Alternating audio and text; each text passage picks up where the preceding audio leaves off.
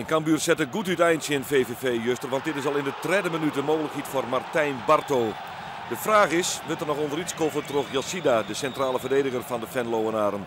Het is dreig te zien, maar het wordt geen penalty en het bloot 0-0. Bob Schepers dan maar de voorzet en die vindt op een nij de spits van Cambuur, maar Barto rekt het deze bal net lekker en keeper Gentenaar kan makkelijk ingrijpen. Het wiert in het Cambuurstadion en hier lid van Bokselen voortzetten terug 0 voor. Zo is stift de jongen. En dat dochter dan ook een Nigeriaanse stift zit met deze, maar die wil een absolute mogelijkheid voor VVV om op vastsprong te komen. Maar Cambuur bleef dreigend. Hier maar het schot van op een ei Martijn Barto. Maar de spits die krijgt net op scherp, Juster Jong. Dit is Dissels, maar het mooie paaskop Erik Bakker. Nog altijd de topschutter van Cambuur met alle goals. En die rekt hier de lattenboppen Gentenaar. Dus had Cambuur het geluk ik net mee, want dit is een prachtig mooi schot van Erik Bakker.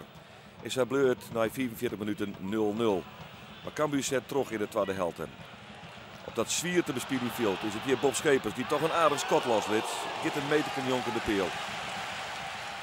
En zij bleut het lang 0-0. En is derde entree van Mark de Vries. Lang blesseerd West, maar krijgt op het hiet optraind om in die naaicompetitie nog een rol van budgetting te spelen. Deze kopbal is van Robert van Boksel. Git Valence. En zo binnen er wel degelijk mogelijkheden voor de Ljouters. Dit is invaller Uchebo namens VVV die een hele grote vrijheid had. Houdt het oersjogek, Fien Berghuis en die rekt de binnenkant van de peel. Dit hier de mogelijkheid van VVV West om op vastsprong te komen. Maar de peel rijdt hier keeper Bizot en heel Cambuur. Zocht Ton Lokhoff, de trainer van VVV. Dit is Jannik Wildschut. Uit de wedstrijd speelt terug Wout Drosten. Krijgt in de slotfase nog de kans op een schot, maar hij mist. En dan nog dit baltje. Dat er een kans ontstaat voor Maguire, maar op een ei is het Bizot die het goed weet te redden. En zo eindigt het Cambuur VVV in 0-0. Ja, 0 dat is wel heel belangrijk inderdaad. Goede uitgangspositie voor uitwedstrijd. En alleen ja, ik heb nog graag gezien we hadden gewonnen. Gezien de kansen was het wel mogelijk.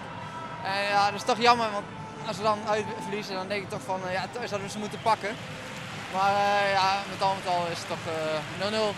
Prima. Ik denk dat wij aan hebben getoond op dit niveau goed mee te kunnen tegen een goed voetballende ploeg.